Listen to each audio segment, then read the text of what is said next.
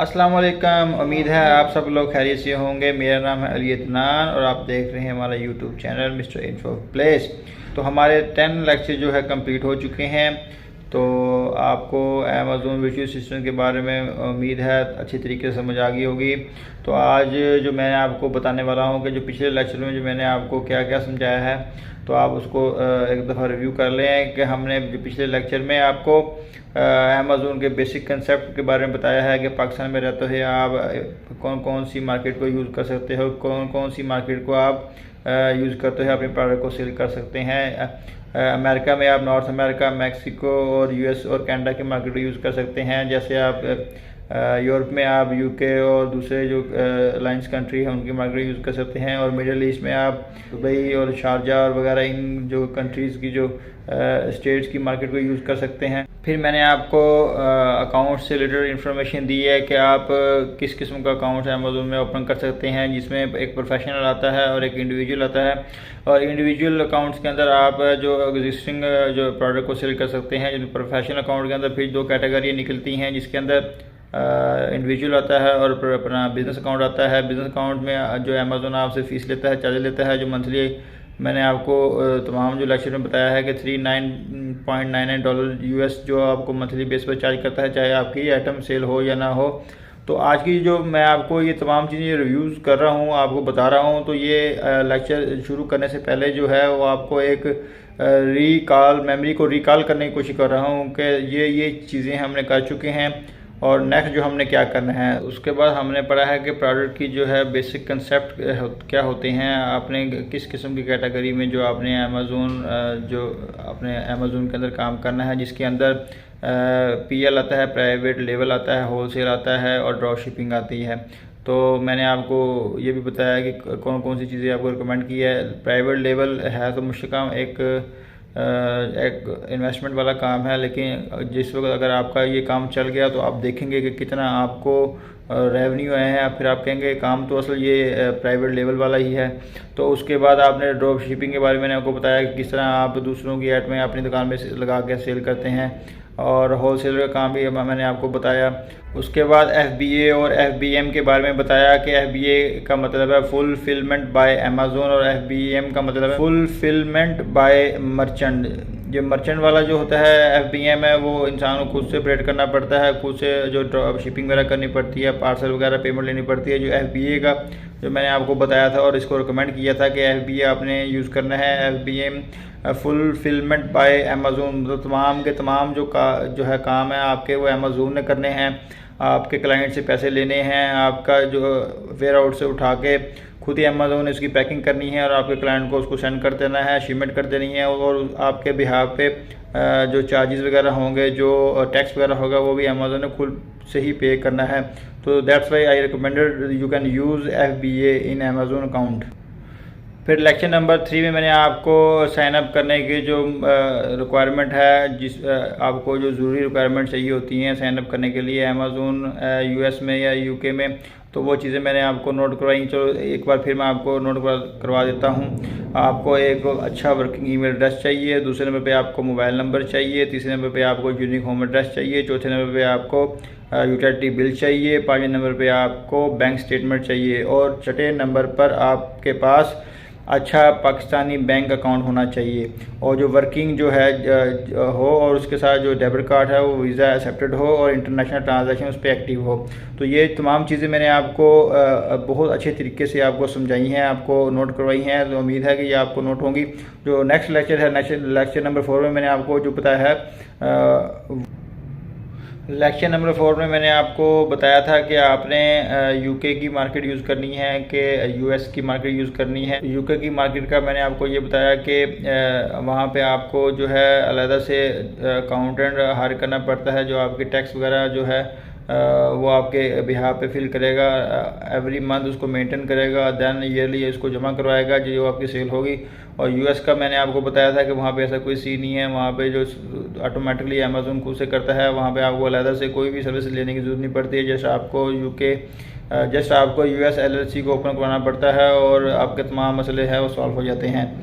और यूके जो एलटीडी है उसको जो बनाने का जो तरीका का थोड़ा सा वो है तो आसान ही है, लेकिन उसमें आगे जाकर थोड़ी सी इश्यूज आते हैं। लेकिन यूएस की जो एलएलसी है वो बनाना थोड़ी मुश्किल है, लेकिन वो अगर वो आपकी बन जाए तो आप इंजॉय करोगे, आप अमेज़ोन के अंदर बहुत अच्छा कमाओगे। प्रोडक्ट हंटिंग की सीरीज़ शुरू हो गई, जिसमें मैंने आपको 4 लेक्चर दिए हैं और बहुत ही आसानी से और बहुत ही अच्छे तरीके से और एक एक चीज़ करके आपको नोट करवाई है।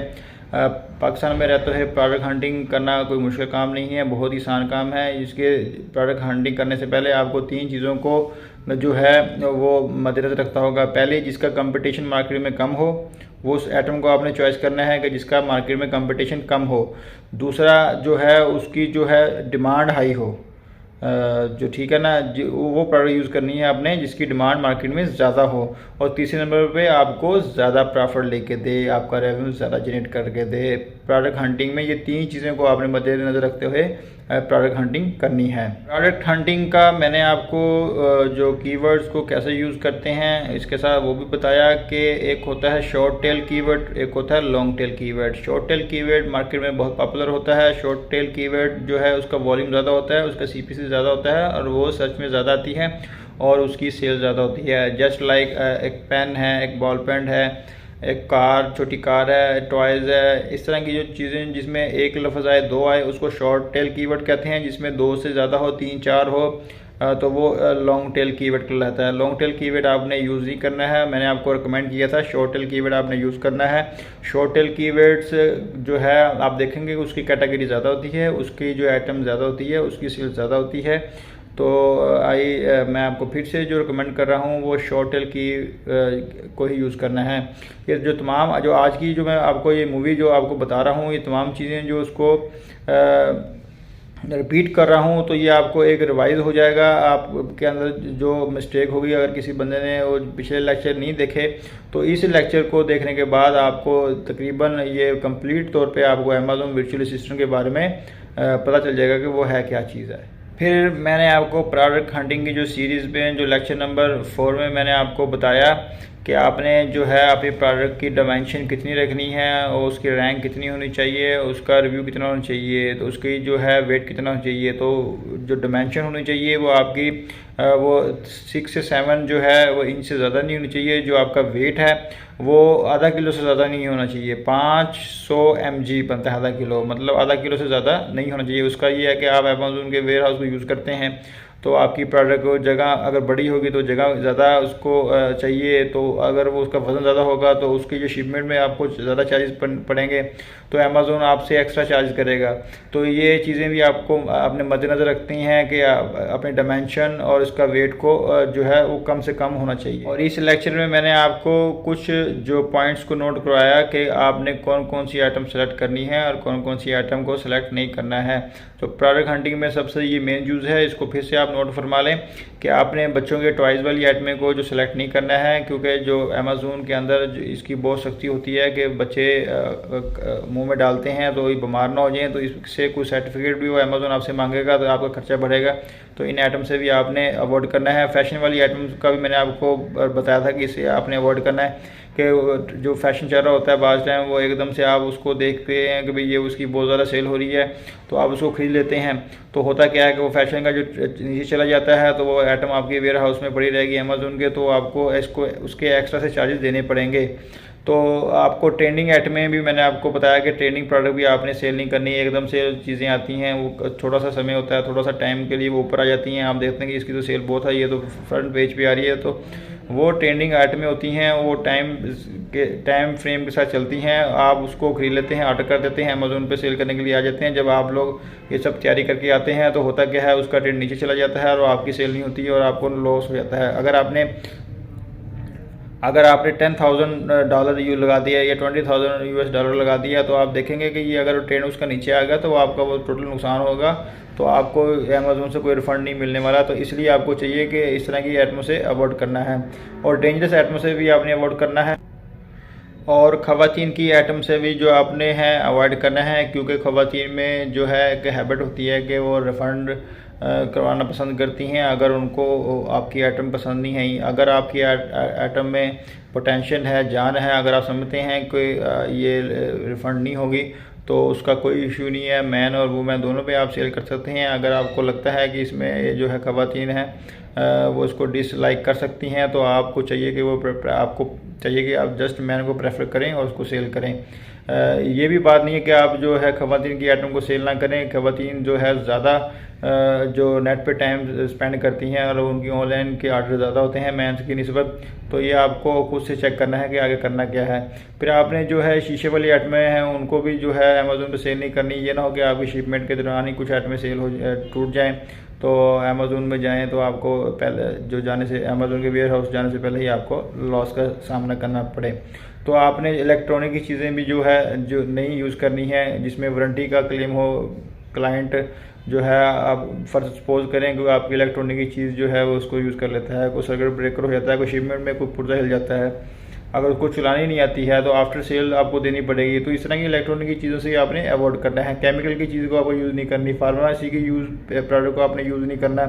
तो ये तमाम चीज़ें जो हैं वो है आपको यूज़ नहीं करनी, और जो यूज़ करनी है वो जो है वो भी मैंने आपको बताई है। वो लेक्चर नंबर आप 6 में आपको जाकर देखें कि कौन कौन सी प्रोडक्ट है जो आपने यूज़ करनी है प्रोडक्ट हंटिंग के दौरान। और फिर मैंने आपको ये बताया कि अमेज़ोन में आपने जो प्रोडक्ट को सेल करना है उसकी जो वैल्यू है जो आपने सेल करनी है वो कम अज़ कम जो है $20 से कम नहीं होनी चाहिए। उस आइटम को आपने प्रेफर करना है और वो आइटम को अमेज़ोन में सेल करना है और अपनी लिस्टमेंट उसी आइटम की करनी है जिसकी $20 से ज़्यादा हो या $20 हो, इससे कम ना हो। क्योंकि अमेज़ोन ने आपसे जो चार्जेस लेने हैं, जितने की आपने प्रोडक्ट खरीदी है, सोर्सिंग की है अलीबाबा से, आपको $2 वहाँ पे आपको जो है चार्जेस पड़ गए हैं, $2 आपको शिपमेंट के पड़ गए हैं, $2 ये आपको जो है अमेज़ोन रेफरल कर रहा है, आपके प्रोडक्ट को सेल कर रहा है, आपको वो पड़ गए हैं। $2 आपको जो है अमेज़ोन FBA के पड़ गए हैं। फिर आपको वेयर हाउस यूज़ कर रहे हैं, आपको उसके चार्जेस भी देंगे। तो $20 का मैंने कहा है, इसलिए कहा है कि आपको कम से कम $5 या $6 जो है एक प्रोडक्ट सेल करने के बाद आपको बचने चाहिए। अगर $2 बचते हैं, अगर $1 बचता है तो ये उसका फ़ायदा कोई नहीं है अमेज़ोन में सेल करने के लिए। इससे बेहतर आप काम ना करें। बहुत सारे लोग जल्दबाजी में आके ये काम कर लेते हैं, फिर वो अपने आप को मसरूफ़ रखने के लिए उस प्रोडक्ट को लगे रहते हैं, सेल करते रहते हैं, लेकिन उनको प्रोडक्ट में कोई भी बेनिफिट नहीं होता। प्रोडक्ट को बाय करने से पहले मैंने आपको ये भी बताया था कि आपने 2 चीज़ों का ख्याल रखना है, एक रिव्यू और दूसरा उसकी रैंक कहते हैं, जिसमें आप देखते हैं काफ़ी प्रोडक्ट के नीचे ना 5 स्टार होते हैं, किसी को 3 स्टार मिले होते हैं, किसी को 2 स्टार मिले होते हैं, किसी को 5 के 5 मिले होते हैं, किसी को 4.5 मिल रहे होते हैं। तो मैंने आपको जो रिकमेंड किया था वो 4.5 मिनिमम हो या 5 हो। तो ये इस प्रोडक्ट को आपने यूज़ करना है। और दूसरी जो है रिव्यू, जिस प्रोडक्ट के अच्छे रिव्यू हों, बहुत सारी जो बड़ी कंपनियों के रिव्यू आ रहे होते हैं, आप देख रहे होते हैं प्रोडक्ट के नीचे, अगर किसी कंपनी का रिव्यू हो तो बेस्ट है। 300 से लेकर 500 तक जो रिव्यू वाली जो है प्रोडक्ट आपने उसको चॉइस करना है। उसके बाद मैंने आपको वेबसाइट्स से रिलेटेड लिंक के बारे में थोड़ी इन्फॉर्मेशन दी कि अगर आप जो है amazon.com ओपन करते हैं, गूगल में सर्च करके इंटर दबा के amazon.com को ओपन कर लेते हैं तो वो समझेंगे वो जो अमेज़ोन का पेज है वो US अमेज़ोन का पेज है। तो आपको करना क्या चाहिए कि अगर आप UK की मार्केट को यूज़ करना चाहते हैं तो आप amazon.co.uk लिखेंगे, ठीक है। और अगर आप दुबई की मार्केट को यूज़ करना चाहते हैं तो आप amazon.co.ae यूज़ करेंगे। तो कनाडा की मार्केट का भी ऐसे सिंबल है। तो आपने जो सर्च कर लेना ना गूगल सर्च पे जाके भी आपने किस मार्केट में अपनी प्रोडक्ट को सेल करना है, किस जो है रीजन में आपने अमेज़ोन का अकाउंट को ओपन करना है। तो ये चीज़ें आपने ब्रीफली तौर पे देखनी है, देन जाके आपने अमेज़ोन पे अपना अकाउंट साइन अप करना है। फिर नेक्स्ट मैंने आपको जो है प्रोडक्ट की जो डाटा कलेक्शन के बारे में बताया है कि अगर आपने जो है प्रोडक्ट हंटिंग कर ली है उसका डाटा आप लोग कैसे कलेक्शन करना है। अब मैंने आपको 2 तरीके से बताया है प्रोडक्ट हंटिंग, एक है मैनुअल तरीके से और दूसरा है पे टूल से। तो मैनुअल तरीके से मैंने आपको बताया था कि आपने अमेज़ोन की वेबसाइट पे जाना है, उस प्रोडक्ट का नाम लिखना है, उसकी डिटेल आ जाएगा, जो सेलर आ जाएंगे बहुत सारे, उनकी डिटेल को कैसे आपने काउंट करना है आप लेक्चर नंबर 7 में दे सकते हैं। तो और दूसरा मैनुअल तरीका जो मैंने आपको दूसरा तरीका जो है पे टूल के ज़रिए है, उसमें मैंने बहुत सारे आपको टूल्स बताया, जिसमें हीलियम 10 को मैंने आपको रिकमेंड किया था कि वो आप यूज़ करें। उसकी जो है एक्सरे प्लगइन है क्रोम जो, और जो ब्लैक बॉक्स है, ये दो चीज़ें बहुत ज़बरदस्त हैं। ये जो आप मैनुअल करेंगे ये आपको ऑटोमेटिकली करके दे देंगे, आपको मेहनत करना नहीं पड़ेगी। और फिर मैंने आपको ये भी बताया था कि आपने जो प्रोडक्ट हंटिंग है वो एकदम से करके प्रोडक्ट को परचेज नहीं करना है। आपने प्रोडक्ट हंटिंग में कम से कम 2-3 बार लगाने हैं, फाइनली जाके उसका जो कैलकुलेशन निकाल के आपने प्रोडक्ट को सेलेक्ट करना है। डाटा कलेक्शन के बाद मैंने आपको प्रोडक्ट सोर्सिंग के बारे में बताया कि आपने अपनी प्रोडक्ट की सोर्सिंग कहाँ से करनी है। और उसमें मैंने आपको सबसे पहले अलीबाबा को रिकमेंड किया कि दुनिया की सबसे बड़ी जो B2B जो है बिज़नेस चैन है वो अलीबाबा है। चाइनीज़ बेस्ड कंपनी है। इसमें 95% चाइनीज़ लोग सेल करते हैं, सप्लायर हैं, और 5% है जो ऑल ओवर वर्ल्ड से जो सप्लायर इसमें शामिल हैं। तो मैंने अलीबाबा को रिकमेंड किया था। इसके अलावा जो और बहुत सारी जो है कंपनी मार्केट में मौजूद है, आप वो भी चेक कर सकते हैं। गूगल में आप सर्च करके ये लिखेंगे कि अमेज़ॉन प्रोडक्ट सोर्सेज, तो आपको 15 से 20 कंपनी और भी मिल जाएंगी। लेकिन जो सबसे जो फ़ायदा आपको अलीबाबा में होगा कि आपकी जो प्रोडक्ट की सिक्योरिटी करती है। अगर आपका किसी किस्म से लॉस होता है, आपका सप्लायर आपको चीज़ जो है नहीं पहुंचाता है, तो अलीबाबा ये है आपको पहुंचाता है, आपकी जो अमाउंट को रिफ़ंड करके देता है। तो ये अलीबाबा की बहुत अच्छी खुसूसियात है। प्रोडक्ट हंटिंग के बाद मैंने आपको प्रोडक्ट की कैलकुलेशन के बारे में बताया कि आपकी जो प्रोडक्ट है वो आपको कितना जो है आपका जो इन्वेस्टमेंट जो लेती है। उसके लिए मैंने आपको अमेज़ॉन की वेबसाइट पे जाके प्रोडक्ट कैलकुलेटर के बारे में बताया। अगर आप वो गूगल में सर्च करेंगे अमेज़ॉन प्रोडक्ट कैलकुलेटर, तो वो सीधा ही आपको अमेज़ॉन की वेबसाइट पे ले जाएगा। तो आपने वहाँ पे करना क्या है, जैसे आपने अपनी प्रोडक्ट की वेट, डायमेंशन और सोर्स कहाँ से आप ले रहे हैं प्रोडक्ट को, तो अमेज़ॉन आपको उस प्राइस के बारे में बता देगा कि मैंने क्या चार्जेस करने हैं, आपके क्या इसमें चार्जेस आए हैं, तो टोटल आपका जो है रेवेन्यू कितना जनरेट करना है। तो ये जो प्रोडक्ट कैलकुलेटर है जो आपने इसको लाजमी यूज़ करना है। प्रोडक्ट कैलकुलेशन और कैलकुलेटर को यूज़ करने से पहले आपको जो है अमेज़ॉन में अकाउंट जो है ओपन करने की कोई ज़रूरत नहीं है, वो आप उसको वैसे ही यूज़ कर सकते हैं अमेज़ॉन की वेबसाइट पर जाकर। प्रोडक्ट कैलकुलेशन में जो है अमेज़ॉन आपसे क्या पूछता है, अमेज़ॉन जो है वही पूछता है कि आपकी प्रोडक्ट है जो सोर्सेज क्या हैं। आप बताते हैं कि ये मैंने अलीबाबा से $2 खरीदी है। फिर वो आपसे शिपमेंट के बारे में पूछेगा कि आपको इतनी शिपमेंट कितनी पड़ी है, वो आप लिख देंगे। फिर वो आपको बताएगा कि मैंने रेफरल जो चार्जेस हैं जो आपको जो अपने प्लेटफार्म में सेल करना है वो कितनी फ़ीस चार्ज करनी है। और फिर वो आपको FBA के बारे में बताएगा कि FBA आप यूज़ कर रहे हो या FBM यूज़ कर रहे हो। तो मैंने आपको रिकमेंड किया था कि आपने FBA यूज़ करना है। और FBA के बाद क्योंकि अमेज़ॉन की ही तो सारी की सारी सिरदर्दी आ जाती है, वो वेयर हाउस आप उसकी आप अपनी जो है तमाम जो स्टॉक को अमेज़ॉन के वेयर हाउस में पहुँचा देते हैं, और अमेज़ॉन खुद से आपके आर्डर को प्लेस करता है, आपके आर्डर को पैक करता है, पैकिंग करता है और आपके क्लाइंट की तरफ भिजवा देता है। और आपके बिहार पे पेमेंट रिसीव करने के बाद, टैक्स पे करने के बाद आपको आपका जो है प्रॉफिट आपके अकाउंट में भेज देता है। तो ये तमाम चीज़ें आप अमेज़ॉन कैलकुलेटर को यूज़ करेंगे तो आपको पता चल जाएगा कि अमेज़ॉन में ये चीज़ बेचने से आपको ये प्रॉफिट है।